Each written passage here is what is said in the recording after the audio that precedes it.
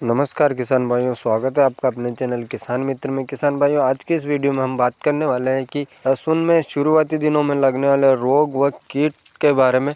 तो किस प्रकार से किसान भाइयों हम कीट व रोगों की पहचान करें, साथ ही साथ इनके क्या लक्षण होते हैं और इनके हमें क्या क्या उपाय करने चाहिए और हमें कौन सा इंसेक्टिसाइड का प्रयोग करना है। साथ ही हमें शुरुआती दिनों में किसान भाइयों, जब हमारी लहसुन 30 से 35 दिन की या 20 से 25 दिन या 30 दिन की होती है, तब इसमें कई प्रकार के जो जड़ों से संबंधित रोग भी आते हैं और छोटे छोटे कीट रोग कीड़े जो लगते हैं। तो इनका हमें किस तरह से इनकी पहचान करें और इनके रोकथाम किस प्रकार से करें, तो आज की इस वीडियो में हम यही बात करने वाले हैं। हम इनकी पहचान अच्छे से कर सकें ताकि हमें इनका उपाय सही हो और सस्ते से सस्ते में हम जो कॉम्बिनेशन दवाई और कीटनाशक का प्रयोग कर सकें, न कि हम जैसे बाज़ार जाएं और वहां से जो दिया वही लेकर के आ जाएं और उनका बस हम डालते जा रहे हैं। कई किसान भाई हमारे जो यहाँ से खेतों से देख कर चले गए हैं और बस यही कि हमारी ये समस्या है, तो वो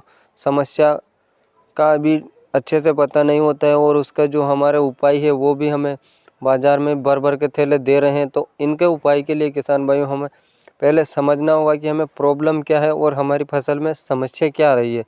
तो इसके लिए किसान भाइयों हमें जो भी हमारी लहसुन में समस्या आती है, उन समस्याओं की कीट व रोगों की पहचान, साथ ही साथ उनका जो अच्छे से नियंत्रण हमें किस प्रकार से करना है, ये बात करने वाले हैं। किसान भाइयों, वीडियो में एंड तक ज़रूर बने रहें, क्योंकि इस वीडियो में आपको कीट व रोगों की पहचान के साथ साथ उनका नियंत्रण के बारे में संपूर्ण जानकारी मिलती रहेगी। साथ ही साथ चैनल पर नए हैं तो वीडियो को लाइक और चैनल को सब्सक्राइब ज़रूर कर लें, क्योंकि किसान भाइयों आपको इस चैनल पर लहसुन से संबंधित अलग अलग टॉपिक पर अलग अलग वीडियो देखने को मिलती रहती है। चैनल को सब्सक्राइब करने के बाद बेल आइकन को ज़रूर दबाएं, जिससे कि आपको इसी प्रकार की और भी नई नई वीडियो मिलती रहे। तो किसान भाइयों चलिए शुरू करते हैं। किसान भाइयों, जब हमारी फसल 30 से 35 दिन के लगभग पहुंचती है, तब हमारी एक समस्या आती है जो हम जड़ गलन बोल सकते हैं, तना गलन बोल सकते हैं, या कुछ भी आद्र गलन, या जो भी आपके क्षेत्र के हिसाब से जो भी बोलते हैं वो बोल सकते हैं। इसमें किसान भाइयों कुछ इस प्रकार से हमारी जड़ें और तना है वहाँ के बीच में से इसमें कुछ इस प्रकार से सड़ाव जैसा और गलने जैसी होती है, और साथ ही हमारी जो लहसुन की कली है वो भी थोड़ी पिचपिची सी हो जाती है। तो किसान भाइयों, ये एक प्रकार की फफूंद फंगस की जो प्रॉब्लम होती है वो होती है। इसका किसान भाइयों आने का कारण है कि एक तो खेतों में ज़्यादा नमी का होना, या फिर मौसम के हिसाब से ज़्यादा जब हमारे नमी बनी रहती है और हम भी ज़्यादा से ज़्यादा सिंचाई करते रहते हैं, तो इसके कारण भी ये समस्या हमें देखने को मिलती है। इससे हमारा पौधा धीरे धीरे सूखने लग जाता है। तो इसके लिए किसान भाइयों हमें जो उपाय करना है वो हमें देना है फफूंदनाशक, जो कि कार्बेंडिज़म प्लस मैनकोजेब वाला आता है। वो 2 ग्राम प्रति लीटर पानी के हिसाब से हमें देना होता है, या फिर हम कार्बेंडिज़म जो आता है 50% WP फॉर्म में, इसे भी हम दे सकते हैं।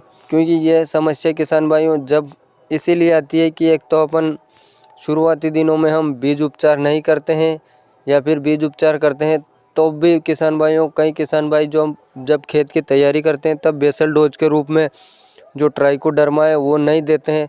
तो उसके कारण भी जो हमारे खेत में फंगस है वो लग जाते हैं और ये समस्या बन जाती है। तो इसका उपाय के लिए हमें कुछ इस प्रकार से कार्बेंडिज़म प्लस मैनकोजेब वाला जो फंगिसाइड आता है उसे 2 ग्राम प्रति लीटर पानी के हिसाब से हमें देना है, जिससे किसान भाइयों ये समस्या हमारी दूर हो जाएगी।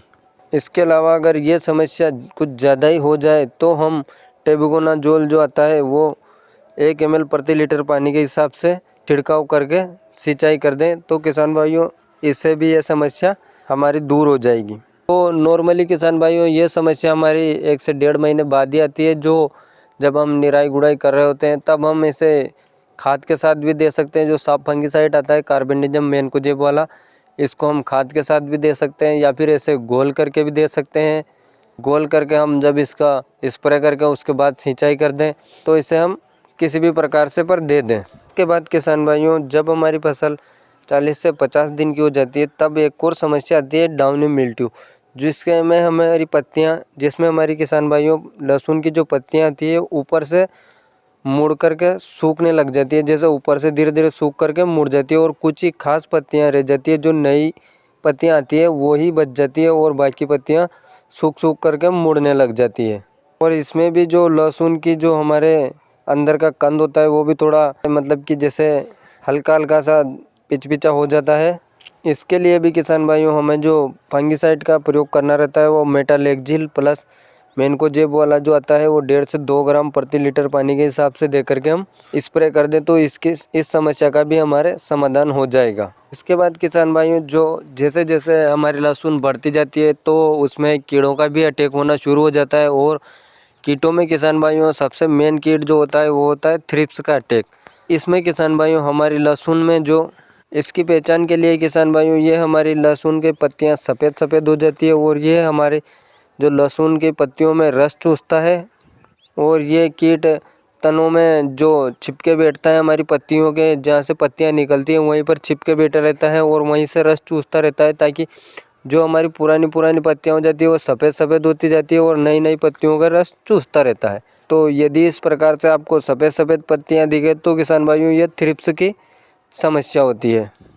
इसके लिए मार्केट में कई प्रकार के कीटनाशक जो उपलब्ध होते हैं। इसके लिए किसान भाइयों हम इमिडाक्लोप्रिड 17.8% जो आती है एसएल फॉर्म में, इसको हम 250 ml प्रति हेक्टेयर के हिसाब से प्रयोग कर सकते हैं, जो कि मार्केट में कई नामों से आती है। और साथ ही किसान भाइयों अगर ज़्यादा हो तो फिप्रोनिल जो आती है 80% WG फॉर्म में, उसका भी प्रयोग कर सकते हैं। और किसान भाइयों यदि अगर हल्की फुल्की समस्या है तो हम एसीपेट जो कि हमारे पाउडर फॉर्म में आता है इसको दे करके इसका स्प्रे दे करके हम इसको कंट्रोल कर सकते हैं।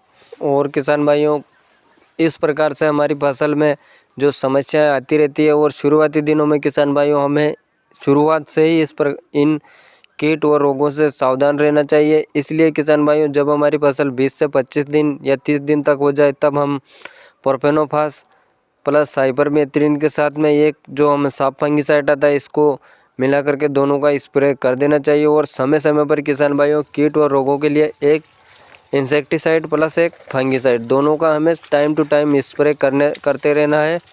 और सिंचाई का विशेष तौर से ध्यान रखना है, क्योंकि ज़्यादा सिंचाई करना भी हमारे फसल के लिए जो हानिकारक हो सकता है। और मैं हर वीडियो में यही बताता रहता हूँ कि जो हम सिंचाई करते हैं तो वो ऊपर से ऊपर लगातार सिंचाई नहीं करें किसान भाइयों, बराबर अंतराल में सिंचाई करें। और ज़्यादा जैसे जैसे हमारी फसल की उम्र बढ़ती जाए उस प्रकार से हम सिंचाई के भी दिनों को बढ़ाते जाएं।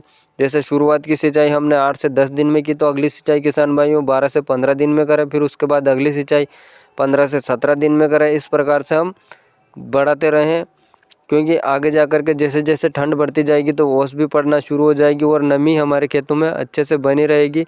तो हमें ज़्यादा सिंचाई नहीं करनी है ताकि इस प्रकार की समस्याएं नहीं देखने को मिले। जानकारी कैसी लगी किसान भाइयों कमेंट में ज़रूर बताएं। साथ ही साथ वीडियो को लाइक और चैनल को सब्सक्राइब ज़रूर करें। वीडियो को एंड तक देखने के लिए धन्यवाद।